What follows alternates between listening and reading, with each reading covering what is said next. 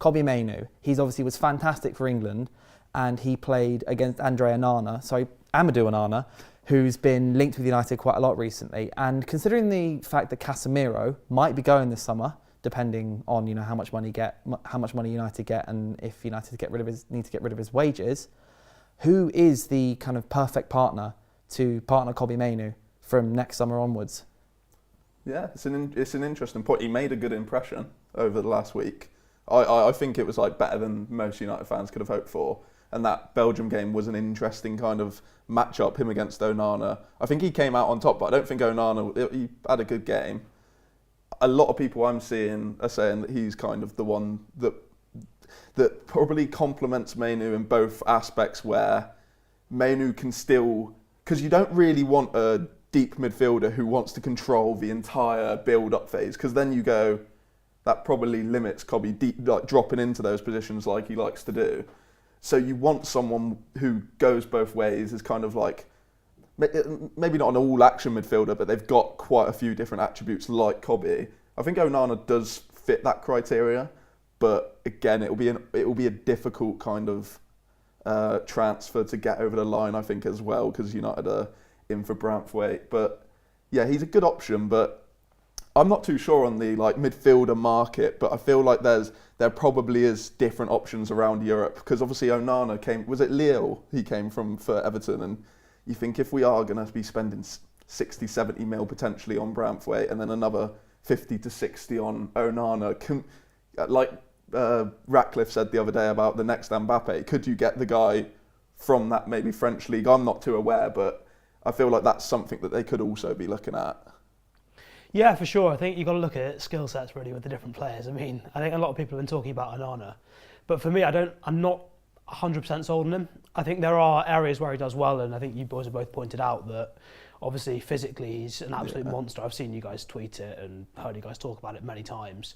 Physically a monster, very good in the air, and he's decent enough technically, but the bit that worries me, particularly if United keep with Raphael Varane, Ten Hag places a lot of trust on that deepest line in terms of being the ones to break lines and move the ball forward.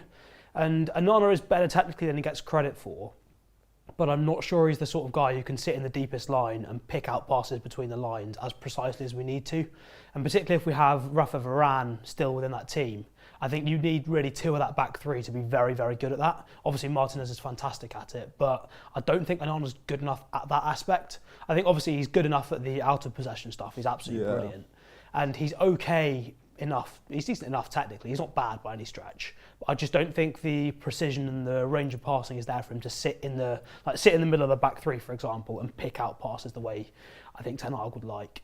Yeah, I can hear that as well, and that kind of might match up as well with the fee which you're potentially paying. You might not even get someone much better or a completely amazing, but you could probably potentially get someone who's got those build-up abilities or the different kind of attributes that Onana might have, and still have some of the stuff that he has, and they might be a fair bit cheaper, although United tax will probably get stuck on anyone, to be honest. But yeah, I'm to be honest, I'm a bit more... I feel like the centre-back market is quite talented at the moment, and there's quite a few different options there.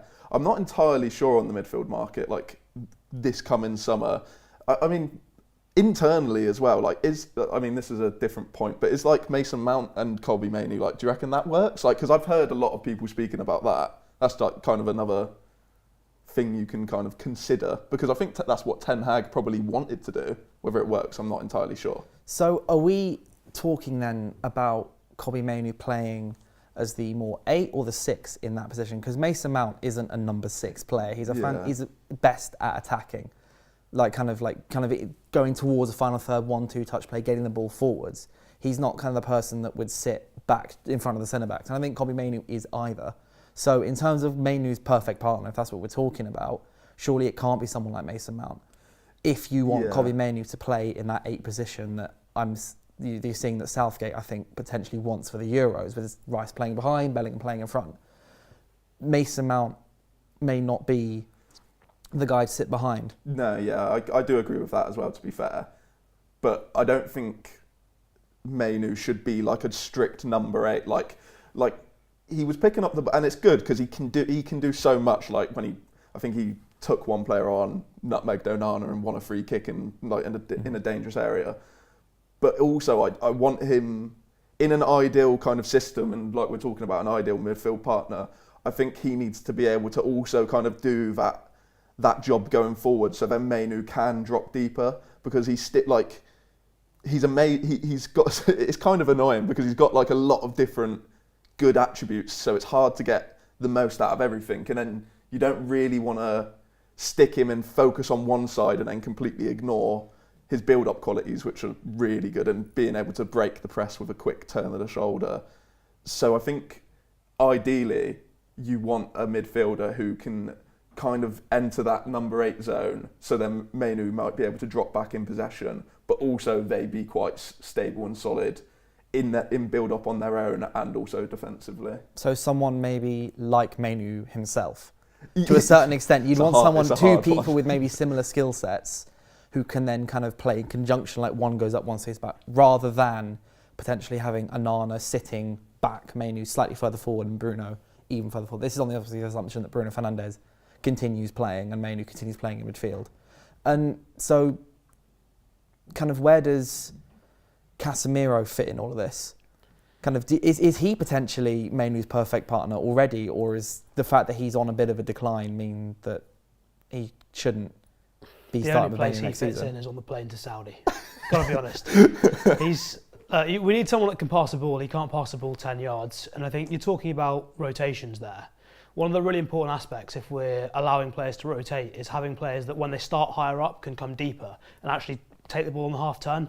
And Casemiro, as we know, if he tries to receive the ball when he's not facing forwards, he'll basically just smack it into a corner and hope one of the wingers runs after it, basically. That's all he's got, or he's going to lose the ball. So I don't think Casemiro really, for me, fits in. I think what we need from Mainoo's partner is, it's difficult because I think typically you see players in that number 6 position, they only become sort of world-class and absolutely elite in the later years of their career. It takes till they're 26, 27, 28, because you have to learn where the ball's going to be. You have to learn to anticipate, learn how to bring your teammates into the right position. And I think defensively, that's what I'd worry about with having Mainoo there. But I think if it's going to work, with Mainoo as a deeper player, you'd need 2 absolute monsters physically who can run for days. And in Mason Mount and Bruno Fernandes, you do have that. So I think it could be light defensively, light in the air, light in duels a little bit, but you do have a hell of a lot of running power there. So maybe it could work, but yeah, I think probably as an 8 is his better role. And then if you're going to play a 6, obviously it can't be Casemiro because he can't pass the ball. Onana, as we said, I've got reservations with him. I think if you're going to play Mainoo as an 8, as you guys have rightly alluded to, you need somebody that can go forward to allow him to rotate in as well. I think realistically, most players in the modern game can do a little bit of both. Yeah. But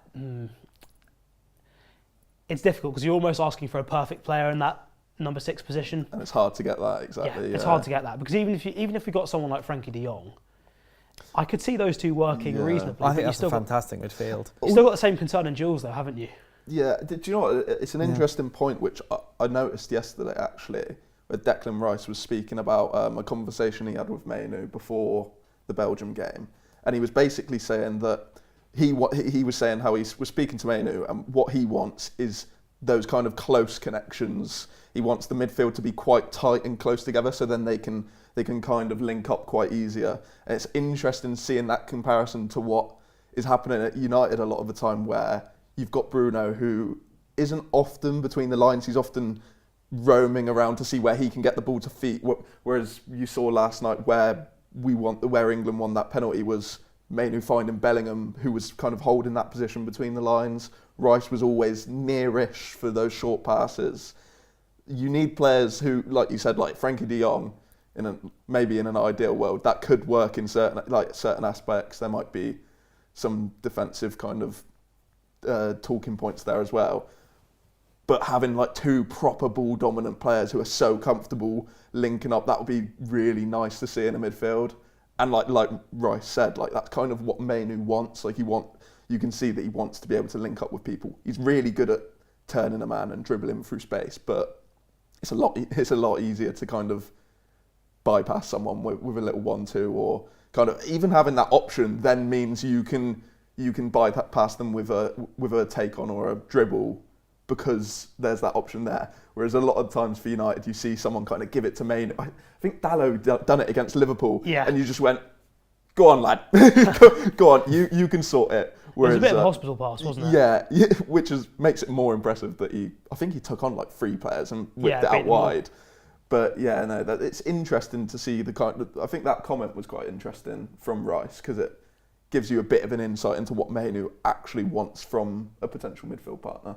Rice is kind of like the guy. What we're alluding to here, aren't we? Like, I feel like the kind of the perfect players who would complement Mainoo so well would be people who are already at the big clubs, such as Rice, such as Rodri, etc., who are able to get forwards. I've been kind of surprised by Rice this season, how good he's been going forwards. Because obviously he started at West Ham, he was just like that guy, sat in front of the centre-backs. He did score a nice few goals, like he on was his a debut. centre-back as well, wasn't he? Yeah, that's true. When he first came through. On a side note, I think I've been just impressed with how Rice has really easily adapted to becoming someone who gets further forward for Arsenal so quickly. You can tell he absolutely loves Mainoo as well. Kind of like they all seem to love his him. Little Instagram comments, his comments in the interviews. It's funny, like Southgate as well. How, on like a random side note, how has a player gone from a week and a half ago, the manager going, well, it might be a little bit too early for a call-up, to a couple of days ago he's going, yeah, he's brought us something that we haven't had in an England shirt before. Like, that is, I just think that's mad, United did the same thing with his debut against Everton. So obviously people knew from pre-season watching him, like, he's good. Then he started against Everton to make his first Premier League start and his kind of debut. I know he made his debut last season, but first like proper significant minutes this season. And it only took that one game against Everton. He got man of the match, and everyone was like, "Oh, actually, he should probably just start every game." And the same thing's now happened at England, where he's played a little bit minutes against Brazil, and then he started against Belgium, 74 minutes. So it's 90 minutes over the international break. We forgot that Harvey Elliott done a Rabona against San Marino and under 21s. But yeah, Liverpool fans are fuming, and Newcastle fans, I've noticed. Newcastle fans were very on Twitter. Were very.